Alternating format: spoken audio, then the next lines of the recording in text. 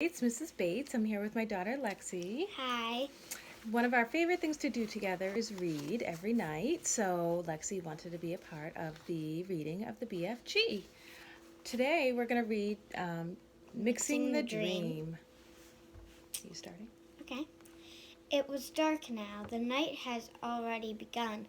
The BFG, with Sophie sitting on his hand, hurried into the cave and put on those brilliant blinding lights that seemed to come from nowhere. He placed Sophie on the table. Stay here, please," he said, in no chattering. "I is needing to listen to silence when I is mixing up such a naughty, plexicated dream as this." He hurried away from her. He got out an enormous empty glass jar that was the size of a washing machine. He clutched it into his chest, and hurried towards the shelves on which stood the thousands and thousands of smaller jars containing the captured dreams. Dreams about giants, he muttered to himself as he searched the labels. The giants is guzzling human beings. No, not that one, nor that one. Here's one, and here's another. He grabbed the jars and unscrewed the tops. He tipped the dreams into the enormous jar he was clutching, and as each one went in, Sophie caught a glimpse of a small sea-green blob tumbling from one jar into the other. The BFG hurried towards another shelf. Now, he muttered, I is wanting dreams about giggle houses for girls, and about boggle boxes for boys. He was very tense now. Sophie could almost see the excitement bubbling inside him as he scurried back and forth among his beloved jars. There must have been 50,000 dreams altogether up there on the shelves, but he seemed to know almost exactly where every one was. Dreams about a little girl, he muttered, and dreams about me, about the BFG. Come on, hurry up, get on with it. Now, where in the wonky world is I keeping those? And so it went on.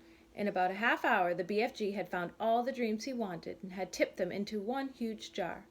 He put the jar on the table. Sophie sat watching him, but said nothing. Inside the big jar, lying on the bottom of it, she could see clearly about 50 of those oval, sea-green, jellious shapes, all pulsing gently in and out, some lying on top of others, but each one still a quite separate individual dream. Now we is mixing them, the BFG announced. He went to the cupboard where he kept the bottles of frog-scottle, and from it he took out a gigantic egg beater. It was one of those that has a handle which you turn, and down below there are a lot of overlapping blades that go whizzing around. He inserted the bottom of the contraption into the big jar where all the dreams were lying. Watch, he said. He started turning the handle very fast.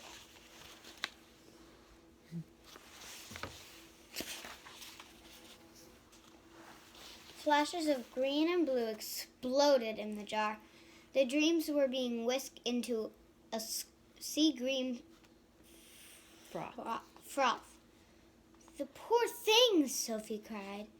"They is not feeling it," the BFG said as he turned the handle. Dreams is not like human beings or animals. They has no brains.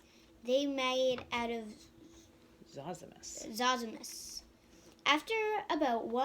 After about a minute, the BFG stopped whisking. The whole bottle was full now to the brim. Was now full to the brim. With large bubbles, they were almost exactly like bubbles we ourselves blow from soapy water, except these had even brighter and more beautiful colors swimming on their surfaces. "Keep watching," the BFG said. Quietly, slowly, the topmost bubble rose up through the neck of the jar and floated away. A second one followed, a third, and a fourth. Soon the whole cave was filled with hundreds of beautifully colored bubbles, all drifting gently through the air. It was a truly wonderful sight. As Sophie watched them, they all started floating towards the cave entrance, which was still open. "They're going out," Sophie whispered. "Of course," said the BFG. "Where to?" "Those is all little tiny dream bits that I isn't using," the BFG said. "They's going back to the misty country to join up the proper dreams." "It's all a bit beyond me," Sophie said. "Dreams is full of mystery and magic," the BFG said. "Do not try to understand them. Look in the big bottle and you will now see the dream you was wanting for the Queen." Sophie turned and stared into the great jar. On the bottom of it something was thrashing around wildly, bouncing up and down and flinging itself against the wall of the jar. "Good heavens!" she cried. "Is that it?" "That's it," the BFG said proudly. "But it's horrible!" Sophie cried. "It's jumping about. It wants to get out." "That's because it's a troggle-humper," the BFG said. "It's a nightmare." "Oh, but I don't want you to give the Queen a nightmare," Sophie cried. "If she is dreaming about giants guzzling up little boys and girls, then what is you expecting it to be except a nightmare?" the BFG said. "Oh, no," Sophie cried. "Oh, yes," the BFG said. A dream where you is seeing little childers being eaten is about the most frightsome troggle-humping dream you can get. It's a kicksy bog-thumper. It's a wopsy gobswitcher. It is all of them riddled into one. It is as bad as that dream I blew into the flesh lump eater this afternoon. It is worse." Sophie stared down at the fearful nightmare dream that was still thrashing away in the glass jar. It was much larger than the others. It was about the size and shape of, shall we say, a turkey's egg. It was jellyish. It had tiny tings of bright scarlet deep inside it. There was something terrible about the way it was throwing itself against the sides of the jar. "I don't want to give the Queen a bad nightmare," Sophie said. "I is thinking," the BFG said, "that your Queen will be happy to have a nightmare. If having a nightmare is going to save a lot of human beings from being gobbled up by filsome giants, is I left or is I right?" "I suppose you're right," Sophie said. "It's got to be done. She will soon be getting over it," the BFG said. "Have you put all the other important things into it?" Sophie asked. "When I is blowing that dream into the Queen's bedroom," said the BFG, "she will be dreaming every single little dingaling you is asking me to make her dream. About me sitting on the windowsill, that is very strong. That part is very strong.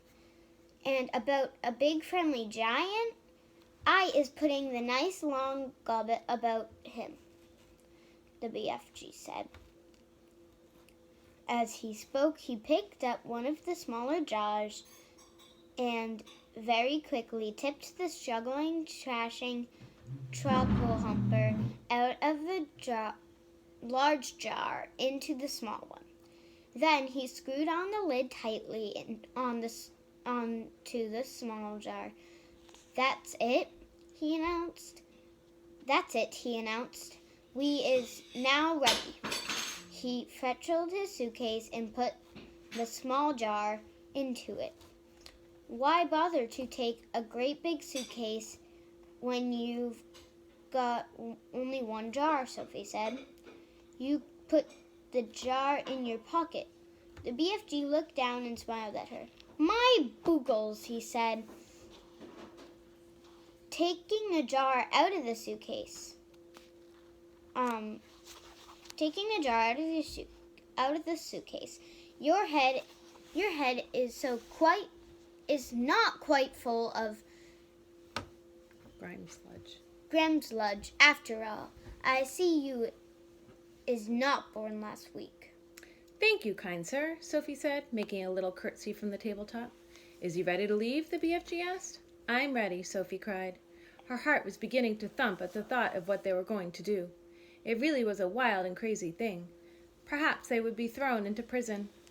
The BFG was putting on his great black cloak. He tucked the jar into the pocket of his cloak. He picked up his long trumpet-like dream blower. Then he turned and looked at Sophie, who was still on the tabletop.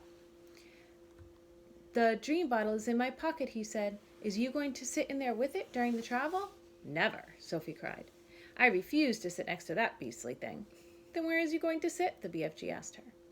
Sophie looked him over for a few moments. Then she said, "If you would be kind enough to swivel one of your lovely big ears so that it's laying flat like a dish, that would make a very cozy place for me to sit." "By gumbo, that's a squackling good idea," the BFG said. Slowly he swiveled his huge right ear until it was like a great shell facing the heavens. He lifted Sophie up and placed her into it. The ear itself, which was about the size of a large tea tray, was full of the same channels and crinkles as a human ear. It was extremely comfortable. "I hope I don't fall down your ear hole," Sophie said, edging away from the large hole just beside her. "Be very careful not to do that," said the BFG. "You would be giving me a crunking earache." The nice thing about being there was that she could whisper directly into his ear. "You is tickling me a bit," the BFG said. "Please do not jiggle about." "I'll try not to," Sophie said. "Are we ready?" "Owie!" yelled the BFG. "Don't do that." "I didn't do anything," Sophie said. "You is talking too loud. You is forgetting that I is hearing every little thing-a-ling-a-ling 50 times louder than usual. And there you is, shouting away right inside my ear." "Oh, gosh," Sophie murmured. "I forgot that." "Your voice is sounding like thunder and trumpets." "I'm so sorry," Sophie whispered.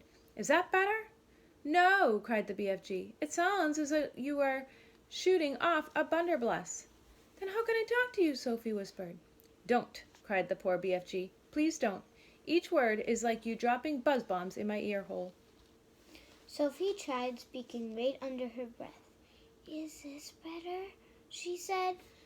She spoke so softly she couldn't even hear her own voice. "That's better," the BFG said. "Now I is hearing you very nicely. What is it you is trying to say to me just now?" I was saying, are we ready?" "We is off!" cried the BFG, heading for the cave entrance. "We is off to meet Her Majesty the Queen." Outside of the cave, he rolled the large round stone back into place and set off a tremendous gallop. Tremendous gallop. Bye.